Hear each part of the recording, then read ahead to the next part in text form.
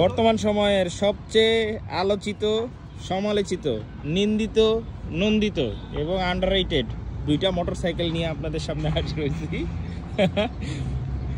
দুইটা মোটরসাইকেলই খুব রিসেন্ট পাহাড় থেকে ঘুরে আসছে। লালটা ঘুরে আসছে সাজেক থেকে, আর কালোটা ঘুরে আসছে বর্তমান সময়ের সবচেয়ে বিপজ্জনক এবং অফরোড বাইক রাস্তা বলতে পারেন, দুমদুমিয়া ফারোয়া জিগজ্যাগ রোড, সেই রোড থেকে ঘুরে আসছে।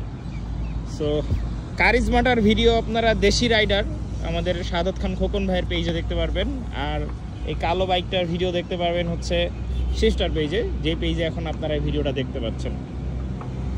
সেই বাইকগুলোর মানে স্পেসিফিকেশন নিয়ে নতুন করে বলার কিছু নাই, আপনারা গুগল ঘেটে টেটে খুব বেশি ভালো মতো করে এই বাইকগুলোর স্পেসিফিকেশন দেখে ফেলছেন।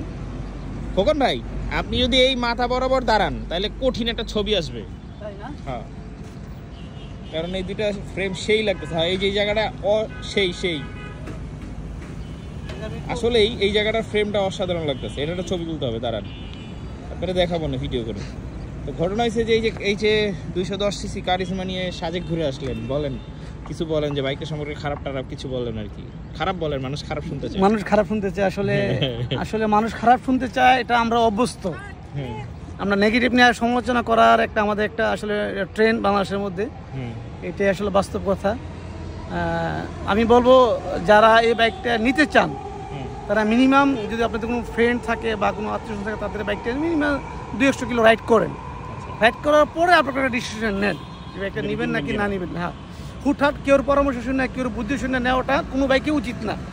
এটা থেকে আমার পার্সোনাল অভিমত। আপনারা চালানোর পরে একটা মতামত দিবেন যে নেবেন না কেন নেবেন।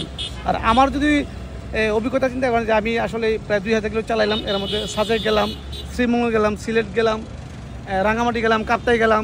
হ্যাঁ, আমার অভিজ্ঞতা থেকে আমি বলবো এই বাইকটা বাংলাদেশের মধ্যে ওয়ান অফ পাওয়ারফুল এবং মোস্ট পাওয়ারফুল একটা বাইক। 100% এটা ট্যুরিং স্পোর্ট বাইক, একটা 100%, এতে কোনো সন্দেহ নাই। আমি এটাতে অফ রোডিং করছি প্রায় 30 কিলো। আমার শরীরে কোনো প্রকার জাকি, আমার শরীর ব্যথা, কবজি ব্যথা কোনো কিছু হয় নাই। হ্যাঁ, আমি এটাতে পাওয়ার যে মানে সাজেকের ডালে, এই ডাউন হিল আপ হিলে প্রচণ্ড পরিমাণ প্রেশার দিছি, কোথাও সে আমাকে নিরাশ করা নাই।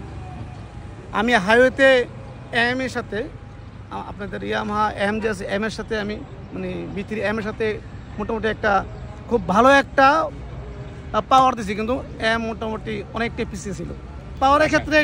এটা বলাই যায় পাওয়ার, হ্যাঁ টপ এন্ডে এম চলে যাবে আগে, কিন্তু ফার্স্টে পাওয়ারে যে ইনিশিয়াল পাওয়ারটা এটার সাথে ধারে কেউ থাকবে না। ব্রেকিং বলেন, কন্ট্রোল বলেন, আলহামদুলিল্লাহ খুবই ভালো। এটা অবশ্য ডিপেন্ড করে হচ্ছে রাইডারের উপরে। ভালো রাইডার যদি না হয় তাহলে এক্সেমার কেউ ধরেন 125 সিসির বাইক খাইয়ে দিবে, এটা কোনো মিস নাই। আর ব্যাপার হচ্ছে এটা আমার কাছে যেটা খারাপ লাগছে, এটা তেলের একটা ইস্যু আছে। তেলের ইস্যুটা যদি আমরা একটু কনসিডার করতে পারি, আসলে 210 সিসির একটা বাইক, এটা একটু তেল একটু বেশি খাবে। তারপরে তুলনামূলক আমরা তো আসলে বাংলাদেশে এরকম মানে সিসি বেশি কোনো বাইক আগে চালায়নি, এইটাই প্রথম হিসাবে। যদিও বাজাজ আনছে, ওটা ওইভাবে মার্কেটে পায় নাই, এটা যত পাইছে এটা অনেকে চালাচ্ছে। এখন সিসি অনুযায়ী তেলটা আমি বলবো একটু বেশিই খাচ্ছে। তো আশা করি এইটা কয়েকটা সার্ভিসিং দেওয়ার পরে হয়তো 4-5 কিলো চাওয়ার পরে এটা মোটামুটি একটা সহনীয় পর্যায়ে নিয়ে আসবে। এটা আমার একটা প্রত্যাশা এবং আশা। আমি যে খারাপ পাচ্ছি তা না, আমি কিন্তু 32 করে পাইতেছি এখনও ইনস্ট্যান্টভাবে। আমি 32 করে পাচ্ছি, অনেকে 35-36 করে পাচ্ছে, আবার অনেকে 26-27 করে পাচ্ছে। এই গরমের রেশিওটা আসলে বেশি হওয়ার কারণে এটা নিয়ে অনেক সমালোচনা হচ্ছে। তো আশা করি এটা কোম্পানি দেখবে এবং 5-6 হাজার কিলো যাওয়ার পরে রেশিওটা একটু আশা করি একটা ভালো একটা সন্তোষজনক জায়গায় আসবে, এটা আমার প্রত্যাশা। যাই হোক, প্রত্যেকটা বাইকেরই ভালো এবং খারাপ দুইটা দিকই আছে। ভালো খারাপ মিলায় একটা মোটরসাইকেল, কোনো মোটরসাইকেলই 100% পারফেক্ট না যদি সার্ভিস দিয়ে মোটরসাইকেলগুলো টিকিয়ে না রাখা যায়। তো FZX বাইকটার অনেক ভিডিও আপনারা আমার পেজে দেখছেন, আপনার কাছে কেমন লাগছে? কারিজমার কিন্তু সার্ভিস মাশাআল্লাহ আলহামদুলিল্লাহ বলাই লাগে না। আপনি যে কোনো সার্ভিস তাদেরকে নক করবেন, ওরা পারে না ওই যাতে আইসা আপনাকে বাসা সার্ভিসটা দেওয়ার জন্য। এটা ওদেরকে ভালো থেকে আপনার হিডেনলি পয়সা দিছে বুঝা গেছে। যাই হোক, এই বাইকগুলোর আগুন কিছু ছবি তুলবো আমরা।